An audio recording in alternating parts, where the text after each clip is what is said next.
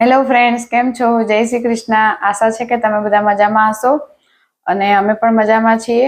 તો કાલનો વિડીયો તમે લોકોએ જોયો હશે કે કેનેડા ડે સેલિબ્રેટ થયો હતો અહીંયા આગળ. તો બહુ જ સરસ રીતે સેલિબ્રેશન થયું હતું અને નેક્સ્ટ વીકમાં પણ અમે સ્ટેમ્પેડ છે ત્યાં આગળ જવાના છીએ. તો પોસિબલ હશે તો ત્યાં પણ હું વિડીયો ઉતારીને અને તમારી જોડે શેર કરીશ કે કઈ રીતનો કયો ફંક્શન કઈ રીતનું હોય છે. તો સૌથી પહેલા તો તમારા બધાનો ખૂબ ખૂબ ધન્યવાદ કે તમે મારા વિડીયો આટલા પસંદ કરો છો. તો આવી જ રીતે મને સપોર્ટ કરતા રહેજો. અને આજે હું સરસ મજાનો ઇન્ફોર્મેશન વાળો વિડીયો લઈને આવી છું કે જે છે કે કેનેડા તરફથી બે મોટા અપડેટ આવેલા છે, બે મોટા ગુડ ન્યૂઝ આવેલા છે.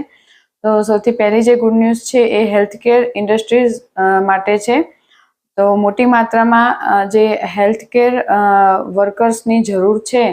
તમને બધાને ખબર જ છે કે ભાઈ કેનેડામાં ડોક્ટર્સ ને વર્કર્સ જે છે, નર્સ, એ બધાની બહુ જ ડિમાન્ડ છે.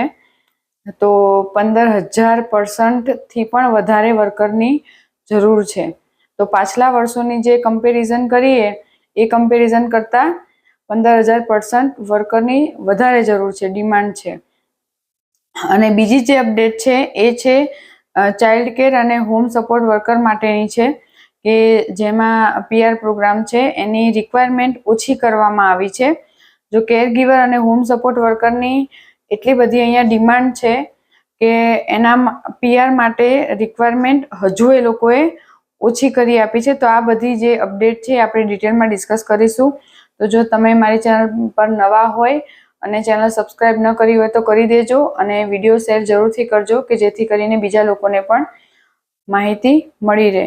તો સૌથી પહેલાં આપણે હેલ્થકેરની વાત કરીએ તો બધા જાણે છે કે ભાઈ કેનેડામાં હેલ્થકેર ડિપાર્ટમેન્ટમાં ઇન્ડસ્ટ્રીઝમાં બહુ જ મતલબ ડૉક્ટર, નર્સની બહુ ડિમાન્ડ છે. અને પાસ્ટના વિડીયોમાં પણ મેં કીધું હતું કે બહુ બધી નર્સનું જે છે એ ઇન ડિમાન્ડ છે, નર્સની જરૂર છે. તો બધાને હાયર કરવામાં આવશે, બોલાવવામાં આવશે. તો હેલ્થકેર ઇન્ડસ્ટ્રીની વાત કરીએ તો કેનેડામાં જે વધતી જતી ડિમાન્ડને ધ્યાનમાં રાખીને આપણે વાત કરીએ તો 2018થી લઈને 2023ની આપણે વાત કરીએ, એની કમ્પેરિઝન કરીએ તો બહુ મોટા પાયે લોકોને બોલાવવામાં આવ્યા છે આ વર્ષોની અંદર.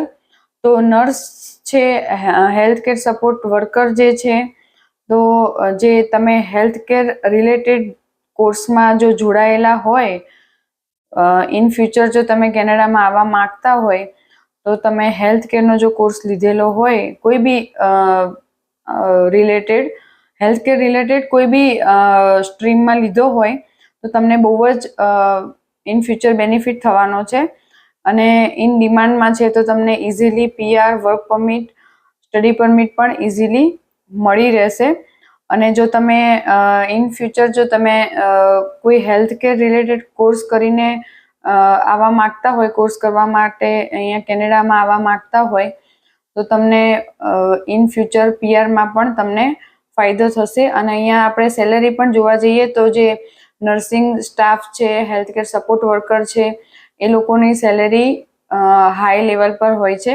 એનો પાસ્ટમાં મેં વિડીયો બનાવેલો હતો, એમાં મેં કીધેલું હતું કે હેલ્થકેર જે વર્કર છે એની સેલેરી વધારે છે અને ઇન ડિમાન્ડ છે. તો તમે જો હેલ્થકેર રિલેટેડ સ્ટ્રીમ તમારી હોય તો તમે ઇન ફ્યુચર તમે એવો કોર્સ સિલેક્ટ કરો કે જેથી કરીને તમને આવતાની સાથે તમને સારી એવી જોબ મળે અને તમે ઇન ડિમાન્ડમાં હો તો તમારી સેલેરી પણ ઇન્ક્રીઝ થાય.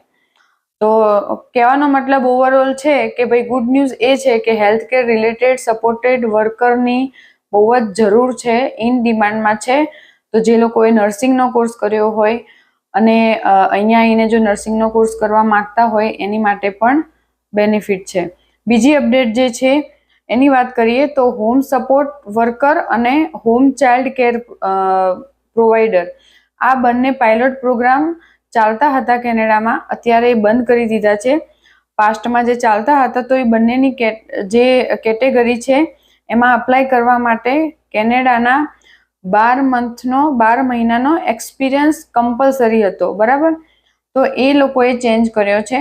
તો જો તમે આની અંદર ફાઇલ ઓલરેડી મૂકી દીધી હોય આ બે પ્રોગ્રામની અંદર, તો બે કન્ડિશન એ લોકોએ ચેન્જ કરી છે. એમાં છે કે જે 12 મહિનાનો જે એક્સપિરિયન્સ માંગતા હતા એની જગ્યાએ હવે 6 મહિનાનો થઈ ગયો છે. તો જો તમારી પાસે 6 મહિનાનો પણ એક્સપિરિયન્સ હોય અને જો તમે ઓલરેડી ફાઇલ લગાવેલી હોય તો તમે એની માટે એલિજિબલ ગણાશો. અને બીજી જે વાત કરીએ એમાં એવું હતું કે જે 12 મહિનાનો એક્સપિરિયન્સ હતો એ ઇનસાઇડ કેનેડામાં લીધેલો હોવો જોઈએ. જો તમે કેનેડામાં ભણેલા હોય, 12 મહિનાનો એક્સપિરિયન્સ હોય તો એ કેનેડાની અંદર હોવો જરૂરી હતો. પણ હવે એ લોકોએ ચેન્જ કરીને આઉટસાઇડ કેનેડા, એટલે તમે જો કેનેડાની બહાર પણ તમે એક્સપિરિયન્સ હોય 6 મહિનાનો તો પણ તમે એલિજિબલ થાવ છો. તો આ જે કેટેગરી છે એ ઓલરેડી એ લોકોએ બંધ કરી છે. પણ ઓલરેડી જો તમે ફાઇલ લગાવેલી હોય તો આ બે ચેન્જીસ જે છે એ તમને લાગુ પડશે. અને આ પાયલોટ પ્રોગ્રામ પર એમને રોક જરૂર લગાવી છે, પણ ઇન ફ્યુચર એ લોકો નવા પાયલોટ પ્રોગ્રામ જરૂરથી બહાર પાડશે, જરૂરથી લોન્ચ કરશે. કારણ કે કેર ગીવરની જે હોમ સપોર્ટ વર્કરની અહીંયા વધારે ડિમાન્ડ છે. કારણ કે કોઈ ઓલ્ડ એજ લોકો હોય એનું ધ્યાન રાખવા માટે કેર ગીવર, તો એ બધાની અહીંયા બહુ વધારે પડતી જરૂરત છે, ડિમાન્ડ છે. તો ડેફિનેટલી એ લોકો ફ્યુચરમાં પાયલોટ પ્રોગ્રામ નવા લોન્ચ કરી શકે છે. તો વેઇટ એન્ડ વોચ, કારણ કે તમે બધા જાણો છો કે નવા રૂલ્સ એન્ડ રેગ્યુલેશન બહાર પડતા જ હોય છે. રૂલ્સ એ લોકો નવા પ્રોગ્રામ બહાર લાવતા હોય છે. તો આ બે ગુડ ન્યૂઝ હતા કે ભાઈ જો તમે આવી રીતે જો આ સ્ટ્રીમમાં ફાઇલ મૂકી હોય તો તમને બેનિફિટ થશે. તો ફ્રેન્ડ્સ, આવા નવા વિડીયો અને નવી ઇન્ફોર્મેશન સાથે આપણે મળતા રહીશું. તો મારી ચેનલને લાઇક કરો, શેર કરો અને સબસ્ક્રાઇબ કરો. કમેન્ટ બોક્સમાં જરૂરથી જણાવજો કે તમને મારો વિડીયો કેવો લાગ્યો. Thank you.